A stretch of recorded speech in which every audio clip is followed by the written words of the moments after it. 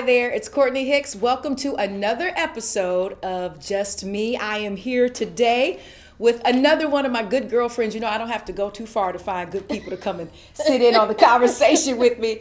So let me formally introduce her. It's Ebony McMorris, News and Community Affairs Director at Radio One. That sounds familiar. Cortney, I know. Hey, honey. I miss you. I miss you back.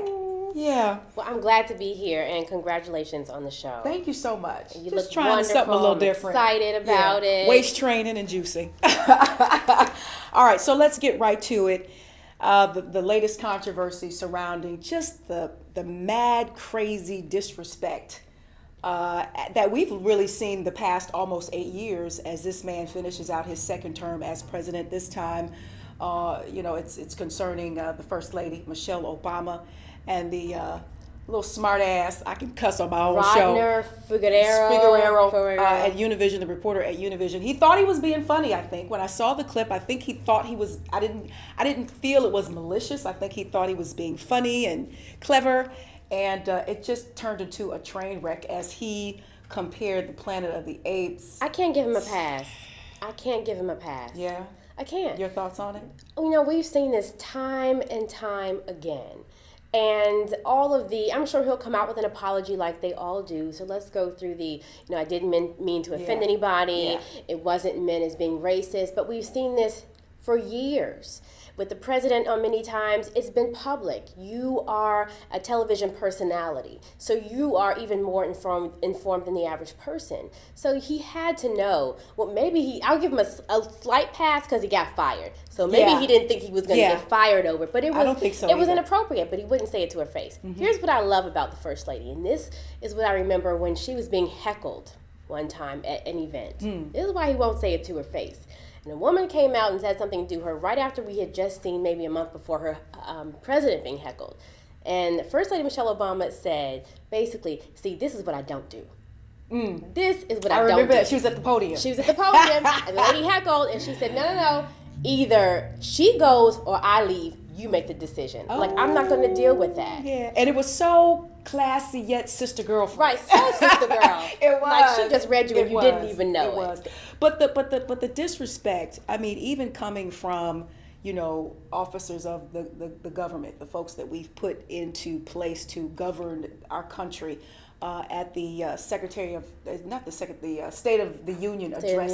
I mean, I remember a couple of times them shouting out, speaking out of term, yelling. And the yelling, and the actually, if the president gives his speech and they're rhetorical questions, they're actually answering these questions out loud. And we've not seen that. We have not seen it to that degree in past presidencies. And that's what makes it so unbelievable. Mm-hmm. And it just continued. But you know what? I always say it's exposing a problem that we've already known that has been there. This president has had to deal with race more than anybody else. Every time, if it's immigration, then he has to respond to race. Yeah. It's healthcare, and then we have to respond to race. But I think that's to be expected. He is a man of color. He is a black man, and I was just reading an article the other day, and stats were saying that since he's been in office, race relations have been on the uprise. Heated debates. A lot of folks' true feelings about race have come to the forefront, and I think that's to be expected with a president of color. I think as we move along in our future, I do see a female president coming very, very soon. I see more issues being brought to the forefront. Maybe if when there is a woman in that particular office, maybe more talk about equal pay.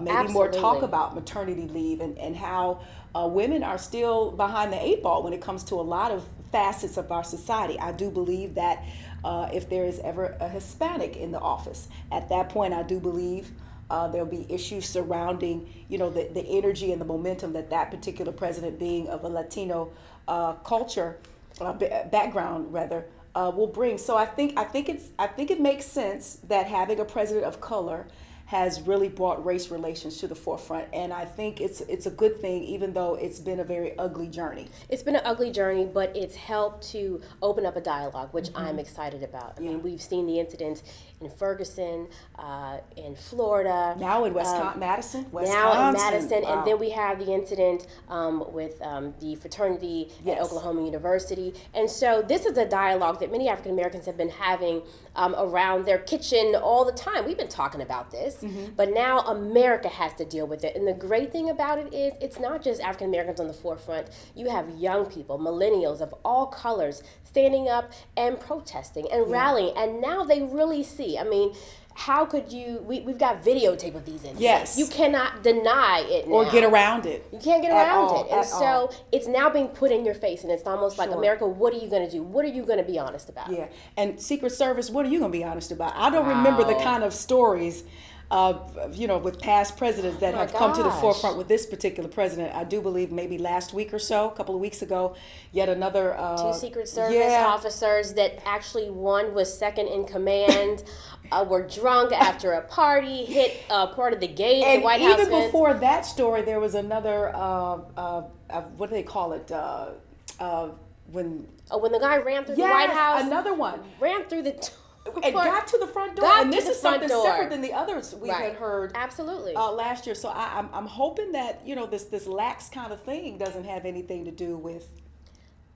All I'm saying is we didn't hear things like that when we had other presidents in office. And it's reaching the front door. I mean, really. I was surprised at that. I was like, oh, okay. And this isn't the second time someone got to the front door. By that time, it was about the third. I mean, it's been horrible. Wow. Emily, there's so much to talk about. I want to have you hold your seat, and we'll come back next week and we'll talk a lot more about race and color, but we'll take it in a different direction because we are all over the TV. According to pilot season, African Americans are going to be more shows on TV. So we'll come back next week and talk about that. I want to thank you so much for joining me this week for another episode of Just Me with Ebony McMorris, one of my good girlfriends. Cortney. Journalist, beautiful, intelligent. That's her. Yeah. Black women. We run the world. Single life, though.